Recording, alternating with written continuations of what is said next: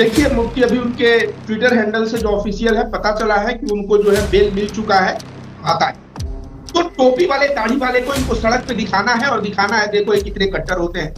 लेकिन मैं सैल्यूट करता हूं इस मौलाना का, इस मुफ्ती का, मुफ्ती सलमान अजहरी का।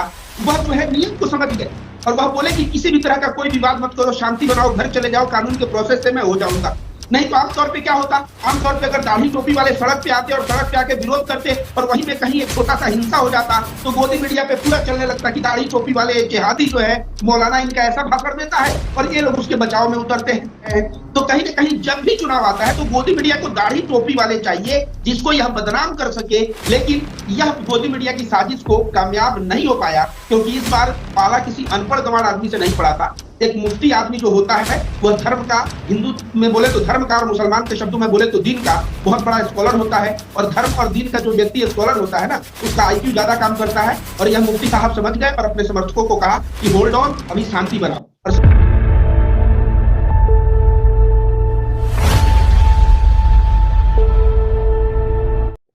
नमस्कार साथियों, आज हमारे साथ बातचीत करने के लिए सामाजिक कार्यकर्ता रविकांत भारती जी हैं। और आज हम जो इनसे चर्चा करने वाले हैं वो हम चर्चा करने वाले हैं मुफ्ती सलमान अजहरी की गिरफ्तारी जिस तरीके से हुई है और गुजरात पुलिस उनको उठा करके मुंबई से ले गई, उसके बाद पूरे देश में हंगामा मच गया और पूरे देश में लोग जो हैं सड़कों पे कई राज्यों में उतर आए, कई जिलों में उतर आए। कई सारे मुफ्तियों ने, कई सारे पंडितों ने, कई सारे संतों ने मुफ्ती सलमान अजहरी का समर्थन किया। न सिर्फ समर्थन किया बल्कि उनके पक्ष में वीडियोज भी बनाई, आवाज भी उठाई। लेकिन उन तमाम लोगों में सबसे पहले जिस व्यक्ति ने मुफ्ती सलमान अजहरी के लिए आवाज उठाया, जो कि एक हिंदू होकर के आवाज उठाया था, उसका नाम रविकांत भारती जी है। भारती जी, आपने जो भविष्यवाणी की थी कि मुफ्ती सलमान अजहरी को जल्द से जल्द रिहा कर दिया जाएगा, तो क्या अपडेट आई है?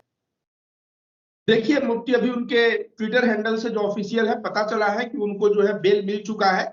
जूनागढ़ कोर्ट ने बेल दे दिया है। कच्छ में दूसरा मुकदमा हुआ है तो कच्छ के कोर्ट में कल पेश होंगे, कल वहां से भी बेल मिल जाएगा। देखिए समस्या क्या है कि लोग कुछ ना बोले, लोगों को डराने के लिए ऐसा एग्जाम्पल सेट करना है और भले ही 2-4 दिन में मुफ्ती साहब छूट जाएंगे, लेकिन इससे समाज में एक भय का माहौल क्रिएट करने के लिए कि जब इतने बड़े मुफ्ती साहब को हम लोग नहीं छोड़ सकते तो तुम लोग जब बोलना तो संभल के बोलना। एक तरह से एक संदेश था, आवाज दबाने का एक प्रक्रिया था। वैसे मामला जैसे ही पुलिस से हटके कोर्ट में गया वैसे ही उनको बेल मिल गया। मेरा अगला सवाल आपसे ये है कि जिस तरीके से मुफ्ती सलमान अजहरी को गिरफ्तार किया गया, उनके पीछे जो है गुजरात एटीएस लगी है। एटीएस का फुल फॉर्म होता है एंटी टेरर स्क्वाड। तो क्या मुफ्ती सलमान अजहरी कोई आतंकवादी थे? जिस तरीके से कई सारे पुलिस वाले उनके घर पर पहुंच जाते हैं और उनको इस तरीके से गिरफ्तार करते हैं, ना जाने उन्होंने कितना बड़ा जुर्म कर दिया है। क्या उनको मुसलमान होने की वजह से इस तरीके से गिरफ्तार किया गया? क्योंकि जिस बात को लेकर के इतना बवाल मचा था कि उन्होंने हिंदुओं का अपमान किया है, अगर अगर वैसी बात होती तो इतनी जल्दी बेल कैसे मिल जाती?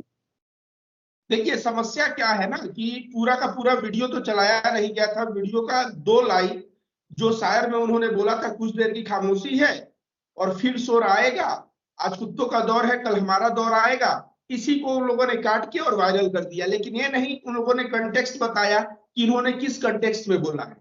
उन्होंने इजराइल के लिए यह शब्दों का इस्तेमाल किया था और इजराइल के लिए तो पूरा विश्व, अभी जो जाइए ना, चाइना जो है बोल रहा है हम शांति वार्ता बुला रहे हैं। इजराइल और अमेरिका और इंग्लैंड जिस तरह से यमन पे हमला किया तो इस पे हम शांति वार्ता बुला रहे हैं। तो क्या है कि इजराइल को पूरा दुनिया कोस रहा है। गाजा पट्टी पे मासूमों का जो कत्लेआम है उसके लिए इजराइल को पूरा दुनिया उल्टा सीधा बोल रहा है। और हमारे यहाँ के मुफ्ती जी जो बहुत ही अच्छा बात बोले, लेकिन उनको फिर भी उठा के इस तरह से जेल में डाला गया और कारण है सिर्फ वो 2 लाइन। वो 2 लाइन वो सुधांशु जो है ना, सुधांशु जो बीजेपी का प्रवक्ता है, इसने लगा दिया और ऐसा मतलब पोर्ट्रे किया गया कि यह हिंदुओं के खिलाफ ऐसा बोल रहे हैं कि कुत्तों का दौर है, तो हिंदू से उससे रिलेट करके और इनको कहीं ना कहीं बोला गया कि यह हिंदू की भावना को भड़का रहे हैं। लेकिन मामला कोर्ट में गया तो ये छूट गए। तो समझ जाइए कि यह एक साजिश है जो इतना बड़ा लश्कर भेज के, इतने बड़ा ज्यादा पुलिस संख्या में भेज के हम गिरफ्तार करेंगे। और जब गिरफ्तार करेंगे तो समाज में मैसेज जाएगा कि भाई कुछ भी बोलोगे तो तुमको ऐसे ही गिरफ्तार किया जाएगा। और पुलिस के गिरफ्तारी के डर से लोग जो है डर जाए और सच और हक का आवाज उठाना बंद कर दे। लेकिन शायद गिरफ्तार करने वाले लोगों को यह पता नहीं है कि आजादी की लड़ाई का अगर इतिहास उठा के देखे तो पता चलेगा कि गिरफ्तारी से मुसलमान कभी नहीं डरा है। अगर सच और हक की बात कर रहा है अगर उसको इजराइल की खिलाफत वह कर रहा है तो वह इजराइल की खिलाफत करेगा। गाजा पट्टी के मासूमों का अगर कत्लेआम हो रहा है तो उसके खिलाफ मुफ्ती मौलाना या हमारे हिंदू भाई भी, तमाम हिंदू भाइयों का भी ऐसा है, इजराइल के खिलाफ बात है। अटल बिहारी वाजपेयी का जो है इजराइल के खिलाफ का भाषण है, उन्होंने स्पष्ट कह दिया था कि इजराइल को जमीन छोड़ना पड़ेगा, इस तरह का चीज हम बर्दाश्त नहीं करेंगे कि कोई हमारे जमीन को आके हड़प ले। जब हम अपने लिए बर्दाश्त नहीं करेंगे तो फिलिस्तीन के लिए क्यों नहीं। तो ऐसे अटल बिहारी वाजपेयी भी, तो मुफ्ती साहब अटल बिहारी वाजपेयी के लाइन पे चल रहे थे, लेकिन मुसलमान होने की वजह से दो शब्द इनके, दो लाइन जो है काट छाट के और इनको जेल में डालने का प्रक्रिया स्टार्ट किया गया। हालांकि कोर्ट से इनको राहत मिल गई। रविकांत भारती जी, मेरा अगला सवाल आपसे ये है कि आज से 1 साल पहले एक फिल्म आई थी पठान। उस फिल्म में भी एक गाना था बेशरम रंग, जिसमें दीपिका पादुकोण ने एक ऑरेंज कलर का कपड़ा पहना हुआ था और उस वक्त कहा गया कि हिंदुओं की भावनाओं को आहत करने के लिए दीपिका पादुकोण ने इस तरह का कपड़ा पहना, और आरोप लग गया कि शाहरुख खान उस फिल्म में लीड रोल में थे, इसलिए शाहरुख खान ने जानबूझ करके हिंदुओं को भावनाओं को भड़काने के लिए इस तरह का कपड़ा पहना है। वैसा ही कुछ मिलता जुलता जो है यहाँ पर भी दिख रहा है, हालांकि कंटेक्स्ट थोड़ा अलग है, लेकिन यहाँ पर भी जो मुफ्ती साहब ने जो बातें कही थी वो तो भारत के परिप्रेक्ष्य में कही ही नहीं थी। लेकिन क्या लगता है कि राजनीतिक फायदा उठाने के लिए जानबूझ करके मुफ्ती सलमान अजहरी को बली का बकरा बनाने की कोशिश की गई? देखिए, आपने जो कहा शुरुआत में कि पठान में भगवा का बेइज्जती हो गया, मुसलमान शाहरुख खान से जोड़ दिया गया, उसी तरह से पीके में कहा गया कि हिंदू देवी देवताओं का अपमान हुआ और आमिर खान से जोड़ दिया गया कि आमिर खान जो है मुसलमान है और हिंदू देवी देवताओं को बेइज्जती किया है। जबकि राजकुमार हिरानी जो है ना, राजकुमार हिरानी अभी अयोध्या से होके आया है और राजकुमार हिरानी ही पीके फिल्म का डायरेक्टर है। और पीके फिल्म का A to Z जो डायरेक्टर, एक्टर तो क्या होता है, कठपुतली होता है, डायरेक्टर के बताने पे चलता है। तो राजकुमार हिरानी ने जो बताया शाहरुख खान किया, चूंकि मुसलमान होने से सारी उसी के ऊपर ठेकरा फोड़ा गया, आमिर खान के ऊपर फोड़ दिया गया पीके मूवी में। यहाँ भगवा कलर को देख के शाहरुख खान के ऊपर ठेकरा फोड़ दिया गया, लेकिन बाद में भगवा रंग का संतरा लेके जब लोग निचोड़ने लगे और बोले हम नारंगी को निचोड़ के रस निकाल रहे हैं, तो अंधभक्तों की बुद्धि खुली। आपका सवाल का दूसरा भाग था कि पिछले बार चुनाव था उसको मद्देनजर रख के ऐसा किया गया था, इस बार भी चुनाव है उसी को मद्देनजर रख के ऐसा किया गया। ऐसा समझिए, जो मुफ्ती साहब का बयान वायरल किया गया, कहीं ना कहीं जो हिंदू मतदाता है उनके जहन में, उनके आत्मा में एक बात भरा गया कि देखो मुसलमान तुम्हें क्या समझते हैं और मुसलमान तुम्हारे लिए क्या क्या शब्दों का प्रयोग करते हैं। एक बार वायरल हो गया, लोगों के दिमाग में चला गया, तो याद रखिए, एक मैं लाइन बोल देता हूं कि झूठ को फैलाना तुरंत आप क्राउड में फैला सकते हैं, लेकिन फिर उसको बताना कि यह झूठ था, सच ये था। अब 100 लोगों के पास झूठ पहुंच चुका है, तो आप सच बताएंगे तो 20 लोगों तक ही पहुंचेगा। एग्जाम्पल के तौर पे 2 एग्जाम्पल मैं दूंगा। राहुल गांधी बोले थे कि हम आलू से क्या बना देते हैं, सोना बना देते हैं, और इसको काट छाट के वायरल करके बोला गया राहुल गांधी मूर्ख है। जबकि राहुल गांधी का पूरा भाषण क्या था कि नरेंद्र मोदी ने अपने भाषण में कहा है कि आलू से सोना बनता है, तो उसको नरेंद्र मोदी हटा दिया गया और राहुल गांधी को बदनाम कर दिया गया। अब पूरे देश में 100 लोग, मान लीजिए पूरा 100 करोड़ अगर लोग जानते हैं ना कि राहुल गांधी का वो सोना आलू वाला बयान, आज भी जाके आप बोलेंगे तो बोलेंगे राहुल गांधी मूर्ख है, क्योंकि आज भी पूरी तरह से उन लोगों को यह नहीं समझ में आया है कि वह जो है सच्चाई क्या है। जबकि सारे न्यूज वाले फैक्ट चेक में चलाए कि फैक्ट चेक में पता चला कि वह नरेंद्र मोदी ने ऐसा बोला है, बोल रहे हैं। ठीक उसी प्रकार आज के संसद भवन में जो नरेंद्र मोदी का जवाहरलाल नेहरू पे आरक्षण विरोधी उनको बताने का जो प्रयास किया गया है, अब नरेंद्र मोदी बोल दिए, पूरा मैसेज समाचार के थ्रू चला गया। अब जो है एक एक दलित को कान में जाके कौन बताया कि नहीं भाई ये गलत बात है, जो नेहरू जी है ऐसे नहीं थे। तो देखिए, ये लोग जो है एक रणनीति के तहत काम करते हैं, भारतीय जनता पार्टी के लोग और उनके जो IT सेल के लोग हैं, या किसी भी एक बात, गलत बात को वह ऐसा प्रचारित कर देंगे, ऐसा प्रचारित कर देंगे कि चुनाव में तो उसका फायदा लेंगे ही, चुनाव के 1 साल बाद भी आप किसी से चर्चा करेंगे तो वो बोलेगा कि राहुल गांधी का सोना आलू का बयान, वैसे ला देगा कि मुफ्ती साहब ने ऐसे मुसलमानों हिंदुओं को बोला। एक मुसलमान, भारतीय मुसलमान हिंदुओं के प्रति ऐसा नजरिया रखता है, इस तरह का जो है बात किया जाएगा। जबकि आपको एक चीज बता दें, मुफ्ती सलमान अजहरी का करबला का व्याख्यान है, उसको मैं सुन रहा था, उसमें वो बोल रहे थे, उस व्याख्यान में है कि कोई एक इमाम हुसैन का एक लड़का जो बीमार थे, बच गए थे, जैनुल आबिदीन नाम था उनका, और उनका दुश्मन जो इमाम हुसैन को मारा, पूरा परिवार को भूखा रखा, उतना परेशान किया, उसका नाम एक का नाम था उसमें उमर बिन साद। उमर बिन साद 40 वर्ष बाद जैनुल आबिदीन के यहाँ जाता है और बोलता है मुझे शरण मिल सकती है, तो उनको शरण मिलता है, उसको पानी पिलाया जाता है। तो उस यह एग्जाम्पल बताते हुए मौलाना ये जो मुफ्ती सलमान अजहरी हैं ये बात कह रहे हैं कि अपने दुश्मन को पानी पिलाए, दुश्मन को उन्होंने शरण दिया। जो दुश्मन उनके पिता का हत्यारा था उस दुश्मन के साथ ऐसा व्यवहार, उन्होंने कहा कि ये मेरा संस्कार है, उसका संस्कार था जो वो किया। उसी तरह जो प्रवचन देते समय उन्होंने मुस्लिम समुदाय के लोगों से कहा कि तुम इससे कहानी मत समझो, तुम भी, तुम्हारे साथ कोई बुरा बर्ताव करे लेकिन वह मजबूरी में रहे तो उसका मदद करो, उसका धर्म और उसका संस्कार जो सिखाता है वो व्यवहार करेगा। तुम्हारा धर्म, तुम्हारा संस्कार हमेशा पड़ोसी की मदद करना, अगर दुश्मन भी परेशानी में है तो उसका मदद करो।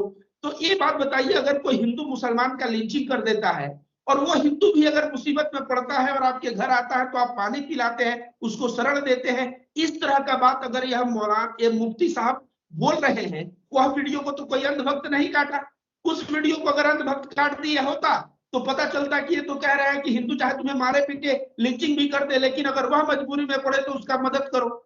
तो बात आपको समझने जैसा है, एक पूरा का पूरा एक खेल चल रहा है जिसमें मुफ्ती मौलाना जब अच्छी बात बोलेंगे उस पर ध्यान नहीं दिया जाएगा। हजारों बात यह प्रेम सद्भाव भाईचारा पे बोला है बंदा, एक भी कट करके वायरल नहीं किया गया। और एक बात इजराइल को कुत्ते का दौर बता दिया तो उसपे सबको जो है मिर्ची लग गई और इनको गिरफ्तारी तक कर दिया गया। तो आप बात समझ रहे हैं। मेरा अगला सवाल आपसे ये है कि जब मुफ्ती सलमान अजहरी की गिरफ्तारी हुई और उनको ले जाया जाने लगा तो वहां पर उनके जो समर्थक थे काफी बड़े पैमाने पे इकट्ठा हो गए थे, जिसके बाद मुफ्ती सलमान अजहरी ने अपने समर्थकों से ये अपील किया कि आप लोग जो है अपने घर चले जाइए, कानून का पालन करिए, संविधान का पालन करिए, मुझे इस संविधान पे भरोसा है, मैंने कुछ गलत किया नहीं है, मेरे साथ कुछ गलत होगा भी नहीं। और जो खबरें भी अभी सामने निकल करके आई है कि उनको जो है बेल मिल गई है। लेकिन जिन लोगों ने उनके समर्थन में वहां पर इकट्ठा हुए थे उन लोगों के ऊपर भी FIR दर्ज कर ली गई है कुछ लोगों के ऊपर। तो क्या लगता है इसके पीछे क्या मतलब मंशा हो सकती है? पत्रकार महोदय, मैं आपको बता दूं, सीधा सपाटा बात है, जब चुनाव आता है तो टोपी वाले दाढ़ी वाले को इनको सड़क पे दिखाना है और दिखाना है देखो ये कितने कट्टर होते हैं। लेकिन मैं सैल्यूट करता हूं इस मौलाना का, इस मुफ्ती का, मुफ्ती सलमान अजहरी का, वह जो है नियत को समझ गए और वह बोले कि किसी भी तरह का कोई विवाद मत करो, शांति बनाओ, घर चले जाओ, कानून के प्रोसेस से मैं हो जाऊंगा। नहीं तो आमतौर पे क्या होता, आमतौर पे अगर दाढ़ी टोपी वाले सड़क पे आते और सड़क पे आके विरोध करते और वहीं पे कहीं एक छोटा सा हिंसा हो जाता तो गोदी मीडिया पे पूरा चलने लगता कि दाढ़ी टोपी वाले जिहादी जो है मौलाना इनका ऐसा भाषण देता है और ये लोग उसके बचाव में उतरते हैं।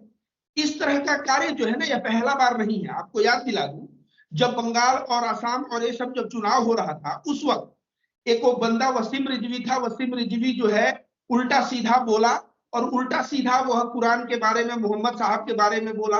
उस वक्त भी मुसलमान समुदाय के कुछ लोग जो है उसका कब्र तोड़ दिए, वो अपने लिए जो फ्यूचर का कब्र खरीदा था तोड़ दिए। गोदी मीडिया दिखा रहा था देखिए इनका धर्म कितना कट्टर है, अपने ही मजहब का आदमी जो ऐसा बोल दिया उसका कब्र तोड़ रहे हैं। तो कहीं ना कहीं जब भी चुनाव आता है तो गोदी मीडिया को दाढ़ी टोपी वाले चाहिए जिसको यह बदनाम कर सके। लेकिन यह गोदी मीडिया की साजिश को कामयाब नहीं हो पाया क्योंकि इस बार पाला किसी अनपढ़ गंवार आदमी से नहीं पड़ा था। एक मुफ्ती आदमी जो होता है वह धर्म का, हिंदू में बोले तो धर्म का और मुसलमान के शब्दों में बोले तो दीन का बहुत बड़ा स्कॉलर होता है।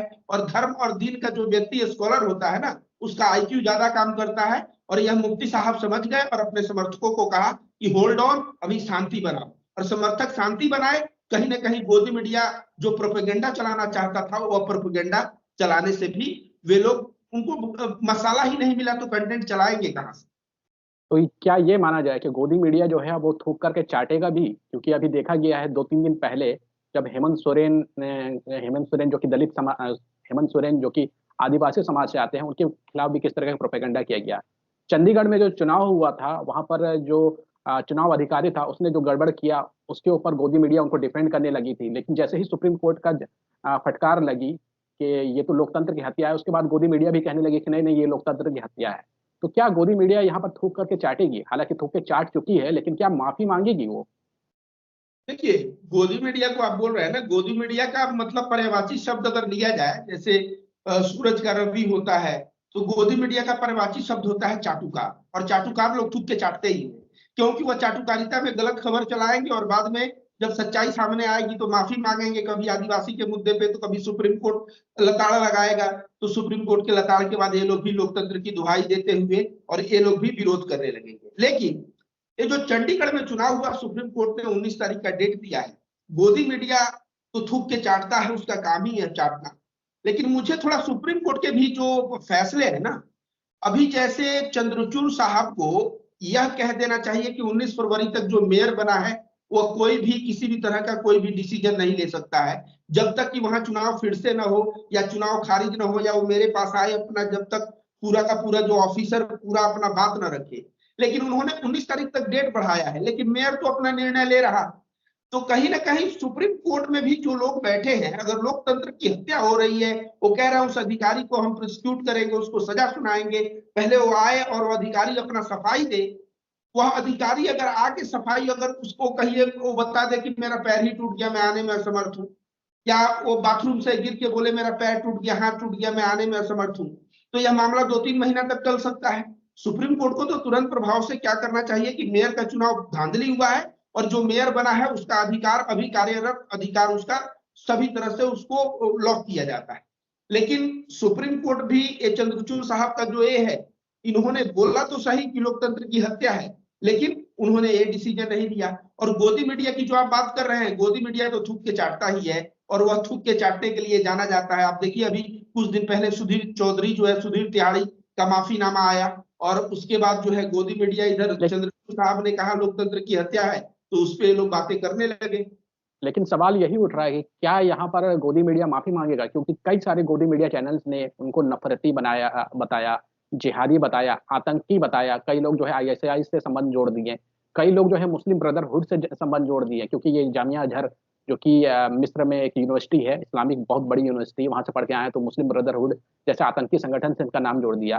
तो क्या ये गोदी मीडिया चैनल्स जो है माफी मांगेंगे, या फिर मुफ्ती सलमान अजहरी उनकी टीम को इनके ऊपर डेफेमेशन का केस करना चाहिए? डिफेमेशन का केस करना चाहिए, लेकिन मैं बता दूं पत्रकार महोदय, गोदी मीडिया को यही सब करने के लिए पैसा मिल रहा है। जिस दिन वो माफी मांगने लगे ना इन सब मामलों पे, तो उनका तनख्वाह कटने लगेगा, सैलरी कटने लगेगा, और वो लोग जो मोटा रकम कमा रहे हैं वो मोटा रकम नहीं कमाएंगे। और गोदी मीडिया जानते हैं, आप कह रहे हैं ना कि ये डिफेमेशन केस कर दे, कोई मुकदमा कर दे, तो आपको लगता है क्या कि गोदी मीडिया का कोई भी एंकर मुकदमा से डरता है? वह मुकदमा से नहीं डरता। आदिवासी के लिए जो सुधीर चौधरी झुका, वो मुकदमे की वजह से नहीं झुका, वह इसलिए झुका कि भाई 12 करोड़ आदिवासियों का वोट का सवाल आ गया था और ऊपर से एक कान पकड़ के ना दबाया गया होगा कि तुम खिलवाड़ कर रहे हो, मांगो माफी, तो माफी मांगा होगा, उसके आकाओं का संदेश आया होगा। तो आपको अभी मान लीजिए अर्नब गोस्वामी गिरफ्तार हुआ, एक दिन में उसको छूट गया, बेल मिल गया उसको, तो ये लोग जानते हैं, ये लोग कॉन्फिडेंट है कि अगर हम जेल जाएंगे तो सुप्रीम कोर्ट एक दिन में हमको छोड़ देगा, सुप्रीम कोर्ट तक मामला चला जाएगा, रात को जो है कोर्ट खुल जाएगा। और इसलिए ये लोग जो है पैसा लेकर और अपना जो भी गलत न्यूज फैलाना है फैला रहे हैं। और इनके ऊपर 1-2 मुकदमा हो जाए तो मुकदमा से नहीं डरते, डरते हैं तो आका से। जब आका का वोट पे प्रभाव पड़ता है, आका इनका कान दबाता है कि तुमने ऐसा क्यों बोला, तो ये माफी मांग लेते हैं। और जब आका के वोट को फायदा मिलता है तो आका बोलता है चलो बेटा कितना भी मुकदमा होगा तो तुम्हें डरना नहीं है, मैं संभाल लूंगा। और उसी डायरेक्शन में लोग कार्य कर रहे हैं, यह मुझे ऐसा लगता है। एक आखिरी सवाल आपसे लेते हैं कि जैसे कि कल जो है एक दूसरे कोर्ट में मुफ्ती सलमान अजहरी को पेश किया जाएगा, और उम्मीद है कि वहां से भी बेल मिल जाएगा, क्योंकि दोनों मामले एक जैसे हैं और वहां पर भी जो मामला दर्ज हुआ था सेम धाराओं में दर्ज हुआ था। तो उम्मीद है कि जब एक कोर्ट से बेल मिल गया तो वो भी मिल जाएगा। लेकिन सवाल आपसे ये है कि क्या लगता है कि इसके बाद कुछ और एफआईआर उनके ऊपर करके और कुछ समय तक और उनको जेल में रखने की कोशिश की जाएगी? नहीं नहीं नहीं, बिल्कुल नहीं। ऐसा समझिए, आपको जो माहौल बनाना था ट्विटर से लेके हर एक जगह, आई सपोर्ट मोदी और तमाम जो ग्रुप है, सारे ग्रुप में इनका वो क्लिप चल गया। ये चल गया कि ये जो है इस तरह भारतीय मुसलमान मानसिकता रखते हैं हिंदुओं के प्रति। उसके बाद इनकी गिरफ्तारी हुई, गिरफ्तारी पे जो बज बनना था, जो हवा बनना था, वो हवा बन गया। अब ये छूट जाएंगे, उसके बाद मामला जो है छूटने वाला मामला चलेगा नहीं। अगर आप कह रहे हैं कि यह नहीं छूटेंगे, इनको मान लीजिए जेल में डाल देगा, तो जेल में डालेगा तो क्या होगा? कोई फायदा नहीं होगा। मतलब जो हवा बन रहा है वो तो बन चुका है, अब जेल में रहे बाहर रहे उससे कोई फर्क नहीं पड़ता है। तो वो देखिए कोई भी अदालत जेल में, क्योंकि उस अदालत के ऊपर तो हाई कोर्ट है, हाई कोर्ट के ऊपर तो सुप्रीम कोर्ट है, और 10 दिन जेल में ही रह जाएंगे। और जब ऊपर से फटकार पड़ेगा और सुप्रीम कोर्ट तक मामला गया, फटकार पड़ेगा, तो न्यूज को भी जो न्यूज एजेंसियां उनको भी चलाना पड़ेगा, और कहीं ना कहीं मुंह के बल गिर जाएंगे। तो इनका जो जो इनका षड्यंत्र था कि मुसलमानों को बदनाम करना, उस षड्यंत्र में इनको लग रहा है कि ये कामयाब हो गए। अब मुफ्ती साहब छूट भी जाएं तो गांव में जाके आप किसी हिंदू से पूछिए कि भाई वो मुफ्ती साहब तो छूट गए, तो तुरंत बोलेंगे कि अरे वो तो ऐसा बयान दिया, वो ऐसा बयान दिया, ये छूट गया, लेकिन देखना फिर जेल चला जाएगा। जैसे मोदी जी 2024 में आए तो ये इस तरह का बयान देना सही नहीं है। सब जो है आप ही को उल्टा पाठ पढ़ाने लगेंगे। उनको आज तक, फॉर एग्जाम्पल कन्हैया कुमार को ले लीजिए, वो जो भारत वाला एंटी इंडियन जो स्लोगन वहां लगा था, बाद में पता चला वो ऑडियो पीछे से डाला गया है। कन्हैया कुमार आज भी घूम घूम के बोलता है, लेकिन गांव के लोग बोलते हैं कन्हैया कुमार, अरे ये तो देशद्रोही है, ये तो ऐसे बोल दिया था। उन गधों को पता नहीं कि बाद में कोर्ट ने क्या किया और बात क्या था, लेकिन लोग उनके दिमाग में एक बार बात चली गई और उसी को जो है वो लोग गाते रहेंगे 2 साल, 4 साल, 10 साल। तो दिमाग में बात डालनी थी अंधभक्तों के, जाहिल लोगों के, और वह डालने में ये लोग कहीं ना कहीं कामयाब रहे। और मुफ्ती साहब अब छूट जाएंगे, और मुफ्ती साहब छूट जाएंगे, और छूटने वाला न्यूज गोदी मीडिया देखिए कहां तक दिखाता है। वो तो हम ही लोग, आपके जैसे लोग जो सोशल मीडिया के थ्रू है, हम लोगों को यह खबर फैलाना पड़ेगा कि मुफ्ती साहब सही थे और अंधभक्त गलत थे, उनको बेल मिल गया। ये अंधभक्तों की हार है, गोदी मीडिया की हार है, और हम लोगों का आवाज पब्लिक जितना शेयर करे, जहां तक पहुंचाए, हमारे ही आवाज से लोगों के अंदर जो जागरूकता बननी है वह बने।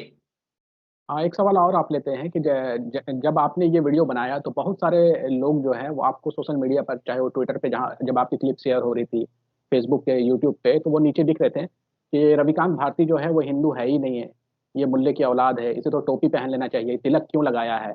तो उन अनभक्तों के अब आप क्या कहेंगे? देखिए अंधभक्त तो अरविंद केजरीवाल जो है, अगर कहीं पे ईद में चले जाते हैं और मुसलमान का टोपी पहन लेते हैं, तो बोलते हैं टोपी वाला फोटो लगा के शेयर करने लगते हैं। तो अंधभक्त देखिए, शंकराचार्य अभी बोले थे ना, शंकराचार्य अंधभक्त के लिए भी बहुत कड़ा शब्दों का प्रयोग करे। तो अंधभक्तों का क्या है कि जो चाटुकारिता करेगा वो अंधभक्त उसको हिंदू मानेंगे, और जो चाटुकारिता नहीं करके सच्चाई और हक की बात करेगा, अंधभक्त तुरंत उसको कटमुल्ले और मुल्ले की औलाद बताने लगेंगे। ये अंधभक्तों की आदत है। अंधभक्त जब हमारे भगवान शंकराचार्य लोगों को, उनको ट्रोल कर सकते हैं, उनको बदनाम कर सकते हैं, जिनको हिंदू धर्म में साक्षात भगवान का ओहदा प्राप्त है, उनके नाम के आगे भगवान लगता है, उनको जब ये लोग ट्रोल कर सकते हैं, तो ये अंधभक्त मुझको जो है कुछ भी कहे, ये कुछ भी कहे कि मैं क्या हूं क्या नहीं हूं, इन अंधभक्तों को बता दूं कि मैं चुनाव लड़ चुका हूं। 2019 में मेरा नॉमिनेशन खारिज हो गया था, ये अलग बात है। वो लोग जाके आज भी गूगल करके देखें तो वहां पे सारा डिटेल पड़ा होगा, वहां से भी डिटेल निकाल लेंगे। और ज्यादा अगर इनको परेशानी है तो मैं अपना पैतृक गांव इन लोगों को बता ही चुका हूं, मेरे फेसबुक पेज पे ही है। वे लोग वहां आए या जहां भी मुझको बुलाए, बुला के बोले तो एक दिन मैं तो कोई नकली हूं नहीं कि मैं अपना डिग्री प्रोड्यूस करने में टाइम लगाऊंगा। मैं तो बता दूंगा मेरा गोत्र क्या है, मेरे दादा क्या थे, परदादा क्या थे, और कहाँ मेरा कितना जमीन है, क्या है, वह सब मैं बता दूंगा। लेकिन इन अंधभक्तों को कहा जाता है ना, आदमी जब अपने आप को सिद्ध करने चलता है तो इतना ही सिद्ध करता है कि वो अभी अभी पूर्ण रूप से उसके अंदर मैच्योरिटी नहीं आई। तो इन अंधभक्तों को मैं कह रहा हूं कि कर सकता हूं, लेकिन मुझे करने की जरूरत नहीं है। ये ओछे लोग हैं, ये जो है खुद हिंदू धर्म के नाम पे कलंक है। इनको मैं हिंदू धर्म से काफी पहले निकाल चुका हूं, और मैं मानता हूं कि जो भी आदमी हिंदू धर्म के मूल्यों पे न चले, जो आदमी जो है हिंसा को बढ़ावा दे, और हिंदू धर्म के वासुदेव कुटुंबकम, पूरी पृथ्वी एक परिवार, सर्वे भवन्तु सुखिनः, सभी लोग सुख में रहे, इन सब बातों को नहीं मानता, मैं उनको नकली और नफरती हिंदू मानता हूं। और वे लोग हमको कठमुल्ले कहे, मुसलमान कहे, कुछ भी कहे, लेकिन मैं विवेकानंद, हमारे जो है रामकृष्ण परमहंस, युक्तेश्वर गिरी, लहरी महाराज, त्रैलंग स्वामी, या अग्रानंद महाराज, जरहुआ बाबा, ये जो सच्चे सन्यासी थे, उनके मार्ग पे चलने वाला हिंदू हूं, जो सही में गीता उपनिषद के मार्ग पे मैं चलता हूं। तो साथियों, ये थे हमारे साथ सामाजिक कार्यकर्ता रविकांत भारती जी, जिन्होंने खुल करके अपनी बातें रखी, और इन्होंने ही सबसे पहले हिंदुओं में आवाज उठाई थी मुफ्ती सलमान अजहरी के लिए। इसके बाद आज खबर सामने ये निकल करके आ रही है कि उनको जो है बेल मिल गया है। हालांकि अभी वो उनकी रिहाई नहीं हो रही है, क्योंकि क्योंकि उनके ऊपर एक और मामला दर्ज है, एक अलग जिले में, कच्छ के अंदर में, वहां से भी उनको जल्द ही बेल मिल जाएगी। आपका इस वीडियो के ऊपर क्या कहना है, कमेंट करके अपनी राय जरूर दीजिएगा। अगर आपको ये वीडियो पसंद आई है तो ज्यादा से ज्यादा शेयर करिएगा।